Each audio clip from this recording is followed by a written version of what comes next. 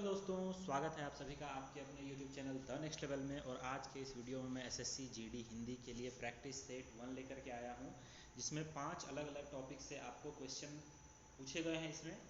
और जैसा कि आपको पता है कि एग्ज़ाम आपके नवंबर से दिसंबर के बीच में होने वाले हैं, शुरू होने वाले हैं, तो आपको इसके लिए अच्छे से तैयार रहना है, प्रिपेयर्ड रहना है। तो चलिए शुरू करते हैं हम आपका आज का ये हिंदी का प्रैक्टिस सेट। ओके, 25 क्वेश्चन रहेंगे इसमें और कितने आपके सही होते हैं ये आप मुझे एट द एंड बताएंगे। पहला क्वेश्चन है, अंधकार का पर्यायवाची क्या होता है? अंधकार का पर्यायवाची शब्द क्या होता है? तो अंधकार का जो पर्यायवाची होता है, इसको क्या करता हूं मैं, चारों को एक्सप्लेन कर देता हूं। देखो, पंख, पंख का अर्थ होता है कीचड़। आतंक का अर्थ होता है भय, डर। तिमिर का अर्थ होता है अंधकार या अंधेरा। और घन का अर्थ होता है मेघ या बादल। ओके, तो इस हिसाब से आंसर हमारा क्या हो जाएगा? तिमिर। ओके, याद रखेंगे। आगे आते हैं, भिन्न अर्थ वाला आपको शब्द इसमें पता करना है। भिन्न अर्थ वाला क्या होगा? ठीक है, भिन्न कौन सा अर्थ होगा इसमें? तो यहां पे अगर हम देखें तो आत्मजा, आत्मजा का अर्थ होता है बेटी। नंदिनी का अर्थ होता है बेटी। भार्या का अर्थ होता है पत्नी। और कन्या भी बेटी। कन्या वैसे अविवाहित लड़की को भी कहते हैं, लेकिन इसका एक अर्थ बेटी भी होता है। तो सही आंसर क्या हो जाएगा हमारा? भार्या, क्योंकि आत्मजा, नंदिनी और कन्या, इन सभी का अर्थ होता है पुत्री, और इसका अर्थ क्या होता है? पत्नी, वाइफ। ठीक है, तो अंतर है दोनों में, तो भार्या हमारा सही आंसर हो जाएगा। चलिए अगले क्वेश्चन की ओर आते हैं। दिए हुए शब्दों में भिन्न अर्थ वाला शब्द कौन सा है? भिन्न अर्थ, ठीक है, तो यानी कि 3 का अर्थ समान होगा, 1 का अर्थ अलग होगा।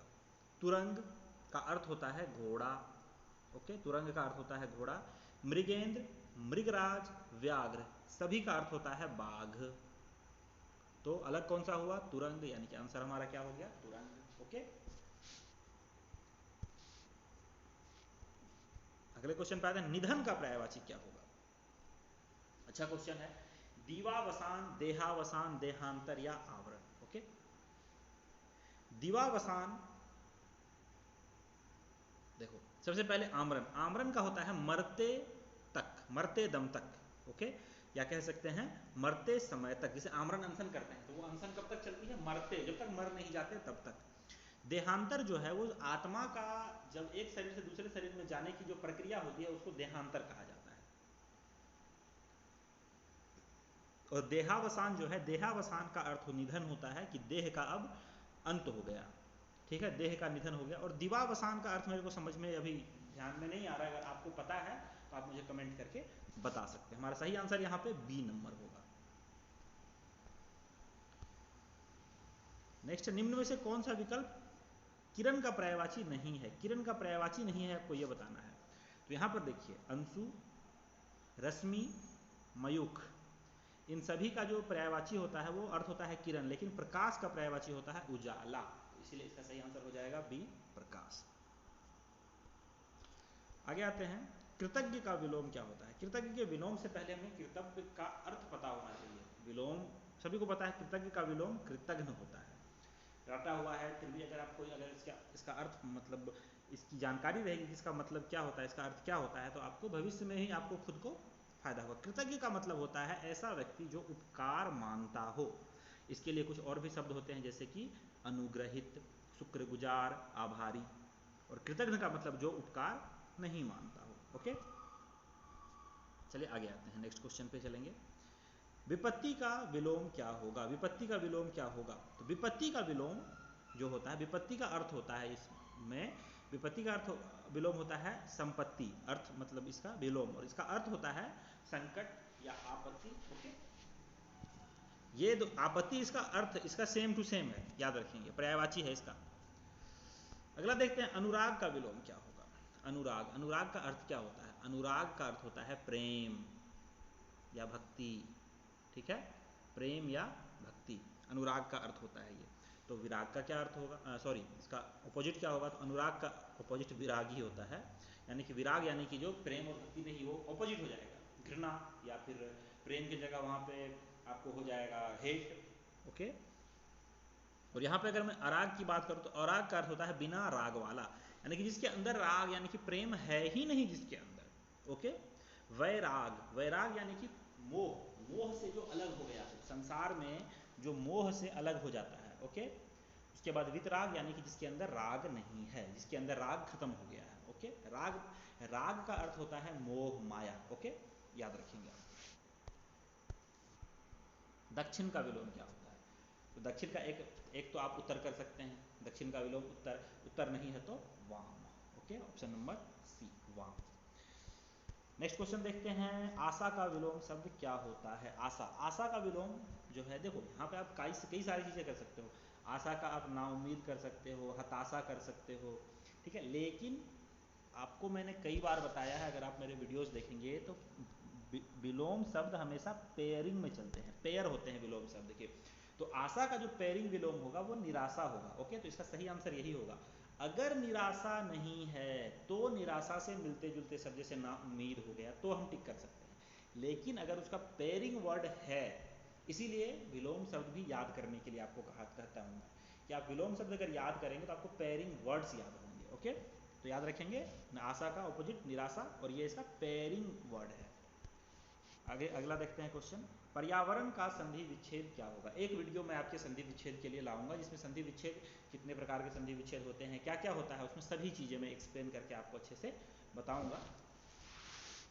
ओके, तो पर्यावरण का अगर हम संधि विच्छेद करेंगे तो परिजोर आवरण, परिजोर आवरण होता है। और परिजोर आवरण जो है ये, इसमें मैं आपको बता दूं, इसमें यण संधि है, यण संधि।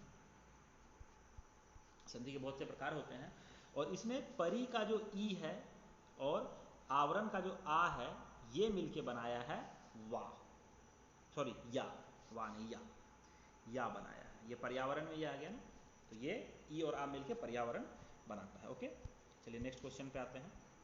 श्रवण का सही संधि विच्छेद क्या है? श्रवण का सही संधि विच्छेद होगा स्रो जोर अन, स्रो जोर अन, ऑप्शन नंबर ए। और इसमें जो है देखें तो स्रो का ओ और अन, अन का अ मिलके बनाता है व, और ये है अयादी संधि, अयादी संधि। ओके, इन सब चीज़ों को मैं एक बार जब पढ़ाऊंगा तो डिटेल करूंगा आपके सामने।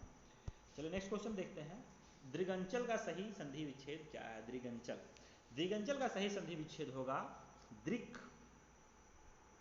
जोर अंचल, दृक जोर अंचल, ऑप्शन नंबर सी। और इसमें जो है व्यंजन संधि है, व्यंजन, व्यंजन संधि है, व्यंजन। यहाँ पे क और अ मिलके बनाते हैं ग। ओके, क और अ मिलके जो है वो ग बनाते हैं दृगंचल में। ठीक है, अगला नेक्स्ट क्वेश्चन, काव्योर्मी का सही संधि विच्छेद क्या है? काव्योर्मी का सही संधि विच्छेद क्या है? तो इसका है काव्य जोर उर्मी, काव्य जोर उर्मी। ओके, और यहाँ पे है गुण संधि, गुण संधि है। ठीक है, यहाँ पे काव्य का व, सॉरी काव्य के अंत में जो अ आता है और उर्मी का जो ओ आता है, ये मिलके ओ बनाता है। ओके, अब बोलेंगे अ कहाँ से आ गया? देखो, कोई भी अगर शब्द आता है तो जैसे क है, पूरा क, तो ये आधा क प्लस अ से मिलके बना है। ठीक है, याद रखेंगे। नेक्स्ट क्वेश्चन देखते हैं, दिन रात अध्ययन करके वह प्रथम नहीं आ सका। तो इसमें आपको क्या है कि अध्ययन जो है इसको अंडरलाइन होता है, होगा आपको, और ये पूछा जाएगा कि क्या ये सही है। एक वर्ड को अंडरलाइन किया जाता है और पूछा जाता है कि ये सही है या गलत है। तो यहाँ पे ये सही है, तो इसका सही आंसर जो होगा कोई त्रुटि नहीं है। यहाँ पे आप देखेंगे तो इसमें भी सेम टू सेम लिख दिया गया है। तो यहाँ पे एक ऑप्शन बी भी हो सकता है, डी भी हो सकता है, लेकिन यहाँ पे कोई त्रुटि नहीं है, तो इसलिए हम सही आंसर डी को टिक करेंगे। ओके, वैसे एग्जाम में ऐसा नहीं मिलेगा आपको।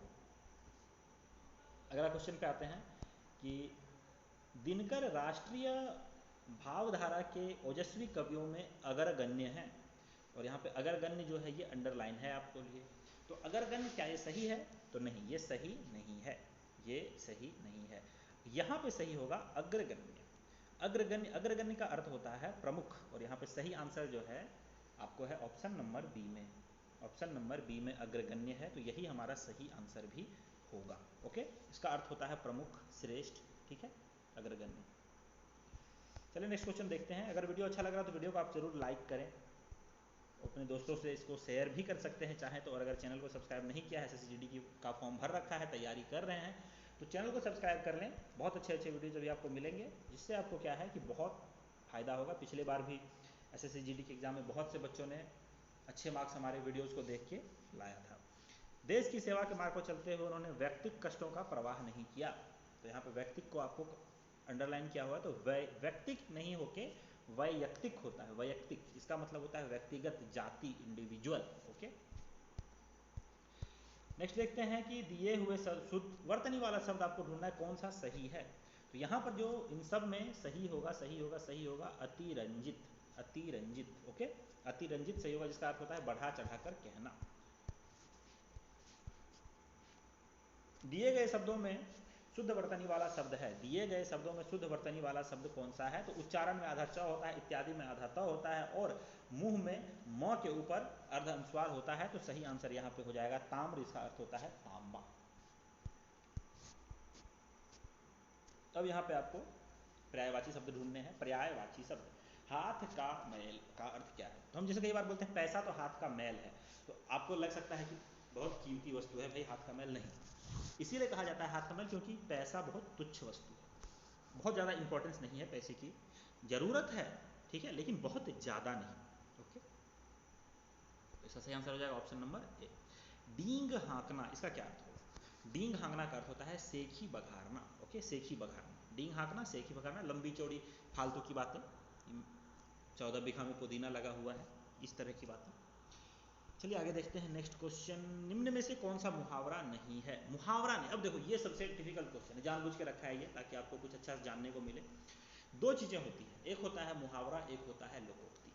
ठीक है, मुहावरा, मुहावरा जो है वो अतरंगे शब्दों से मिलके बनता है, ठीक है, जैसे आस्तीन का सांप, उल्लू बनाना, ठीक है। लेकिन लोकोक्ति जो है ये लंबे समय के एक्सपीरियंस के बाद बनता है, ठीक है, लंबे समय के एक्सपीरियंस के बाद बनता है, तो लोकोक्ति उसको कहते हैं। और मुहावरा कहते हैं जो अतरंगी शब्दों से बनता है। तो दूर के ढोल सुहावने जो है ये एक लोकोक्ति है, ठीक है। वैसे एग्जाम में ऐसे क्वेश्चन कम आते हैं, लेकिन फिर भी आपकी जानकारी के लिए मैं बता रहा हूँ, क्या पता कहीं एग्जाम में पूछ ही ले, क्योंकि भाई मैंने 10th की किताब में ये क्वेश्चन देखा है, इसीलिए मैंने ये क्वेश्चन आपको यहाँ पे डाला है। तो अप टू 10th तो आपको हिंदी आना ही है, हिंदी ग्रामर, तो इसीलिए ये क्वेश्चन मैंने यहाँ पे डाला है। अगला देखते हैं, आंखें चुराना का क्या अर्थ होता है। तो आंखें चुराने का अर्थ होता है कतराना। ओके, बहुत सारे मैं आपको PDF दूंगा मुहावरे के, और एक बार मैं आपको उसके प्रैक्टिस भी करवाऊंगा छोटे छोटे मुहावरों के, ठीक है। चलिए नेक्स्ट देखते हैं, माथा ठनकना। माथा ठनकना का अर्थ होता है शक होना। ऑप्शन नंबर डी सही आंसर हो जाएगा। माथा ठनकना का अर्थ होता है शक होना। और आखिरी क्वेश्चन, ओखली में सिर दिया तो मूसले का क्या डर। इसका अर्थ होता है कि कठिन काम अगर शुरू कर दिया है तो कष्ट सहना ही पड़ेगा। ऑप्शन नंबर डी इसका सही आंसर होगा। ओके दोस्तों, तो यहाँ पे 25 क्वेश्चन समाप्त होते हैं हमारे, और ऐसे ही वीडियोस और भी आपके लिए लेके आते रहेंगे। तो अगर वीडियो आपको अच्छा लगा तो वीडियो को लाइक करके अपने दोस्तों के साथ शेयर भी कर सकते हैं, अगर वो भी SSC GD की तैयारी में लगे हुए हैं और आप चाहते हैं कि आपके साथ साथ उनका भी सिलेक्शन हो जाए। और चैनल को सब्सक्राइब नहीं किया है तो कर लें, बहुत सारे आपको फायदे इसमें मिलने वाले हैं। तो दोस्तों इस वीडियो में इतना ही लेना चाहूँगा आपसे विदा। जय हिंद, जय भारत, वंदे मातरम।